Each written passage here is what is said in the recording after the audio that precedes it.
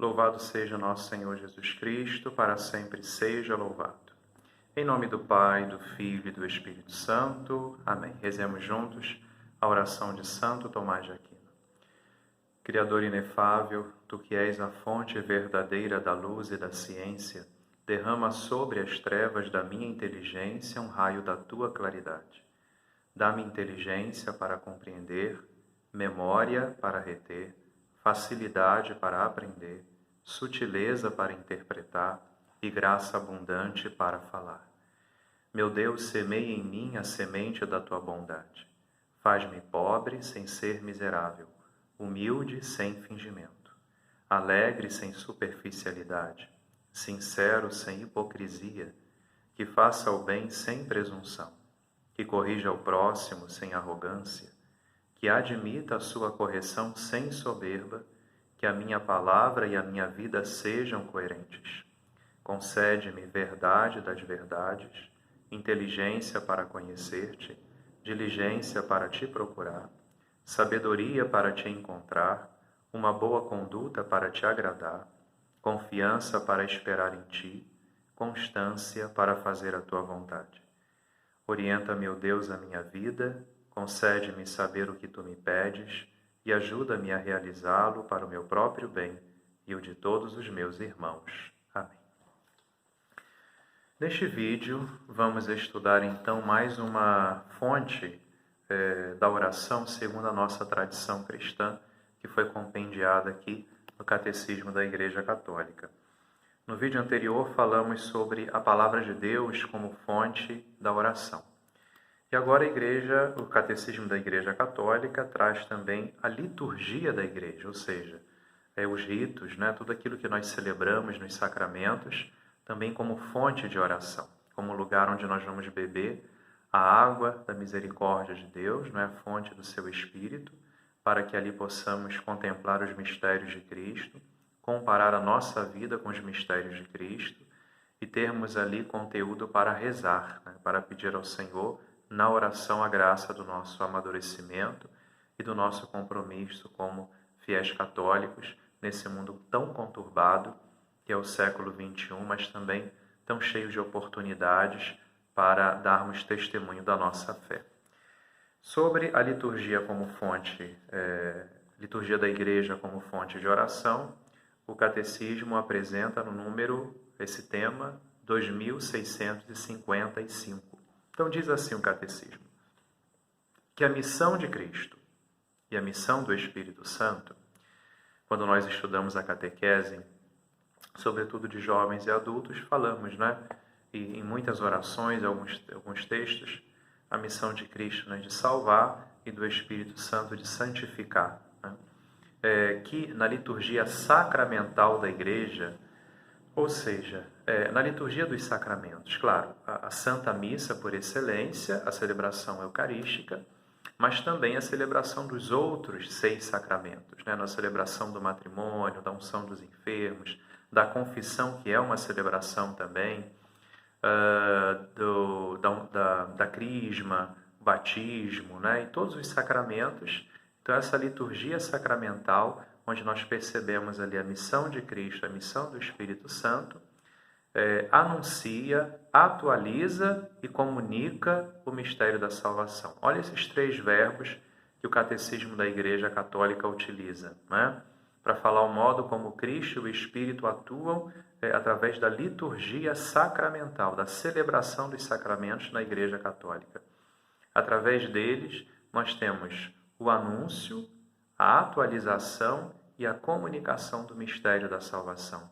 Os sacramentos anunciam a salvação, por exemplo, a Eucaristia anuncia o Cristo no seu mistério pascal, que sofre, morre e ressuscita para nós, é o sacramento da ressurreição. O sacramento do batismo nos anuncia, por exemplo, a salvação que vem através de nos tornarmos filhos de Deus, de descermos nas águas santificadas e subirmos dessas águas santificados, pelo poder da água e da palavra de Cristo. O sacramento da Crisma, por exemplo, nos anuncia a salvação de Deus, o mistério da salvação, através da força do Espírito, convidando os fiéis a se tornarem soldados de Cristo, por exemplo. Bom, então todos os sacramentos, eles anunciam o mistério da salvação.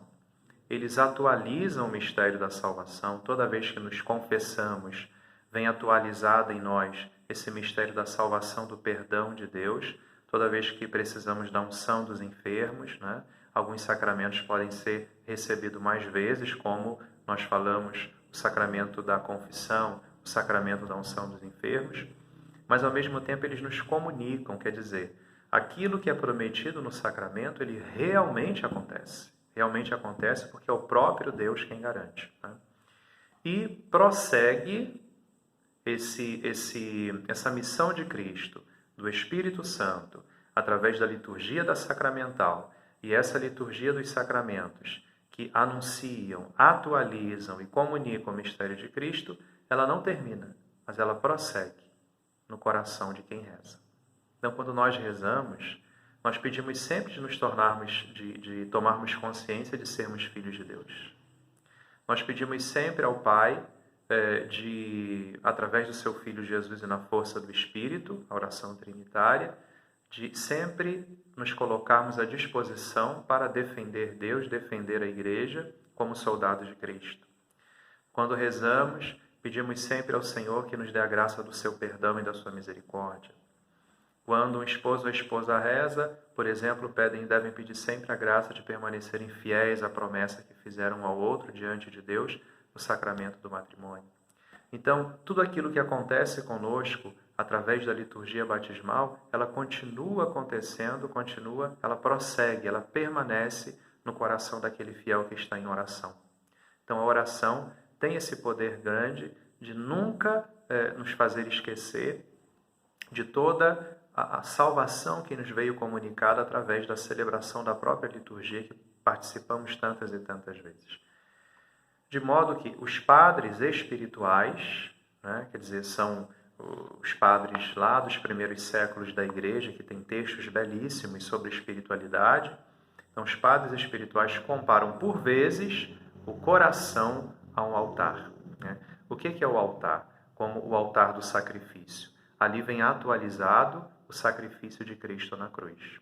Não é na Santa Missa? Claro, nós vamos estudar sobre isso bem mais à frente, quando formos falar sobre os sacramentos da Igreja, em outras partes do Catecismo da Igreja Católica, mas só para nós entendermos a profundidade dessa afirmação do Catecismo, que fala que os padres espirituais muitas vezes compararam o coração a um altar. Quando nós celebramos a Santa Missa, né, ali vem atualizado o sacrifício de Cristo, como eu estava dizendo, e não é um teatro que o sacerdote faz. É como se Cristo estivesse, claro, de um jeito diferente, mas Cristo estivesse ali sendo imolado novamente, morrendo novamente por nós e novamente ressuscitando. Então, por isso que nós dizemos que a Santa Missa ela é uma atualização do sacrifício de Cristo, né? Então, é como se o coração fosse esse altar. Então, no coração, a salvação de Jesus vem atualizada em nós. Toda vez que nós rezamos, nós nos sentimos sendo salvos novamente, né? Sendo conduzidos da morte para a vida, nos tornando soldados de Cristo, fiéis ao seu Evangelho. Então, a oração tem esse poder, sim. O coração, tem até um salmo que fala, né? Oferecerei o verdadeiro sacrifício no altar do coração arrependido. Né? A própria palavra de Deus já via que o maior sacrifício que Deus gosta, no Antigo Testamento, por exemplo, é um coração arrependido. Então, nós nos aproximamos do altar de Deus na Santa Missa, mas não esquecendo que devemos levar um altar também, que é o nosso próprio coração. E um coração arrependido diante de Deus, né? É ali que o sacrifício, também os nossos sacrifícios espirituais, são oferecidos dia e noite a Deus, como reparação pelos nossos pecados. Continua o Catecismo, no número 2655. A oração interioriza e assimila a liturgia. Então, quando estamos unidos em oração, na liturgia, por exemplo, da Santa Missa, aquela oração comunitária que nós fazemos, ou participamos de um matrimônio na Igreja Católica, ou participamos de um batismo, no momento da oração, aquela oração está interiorizando, colocando para dentro de nós e nos ajudando a assimilar aquela liturgia, aquele louvor que está sendo dado a Deus no sacramento.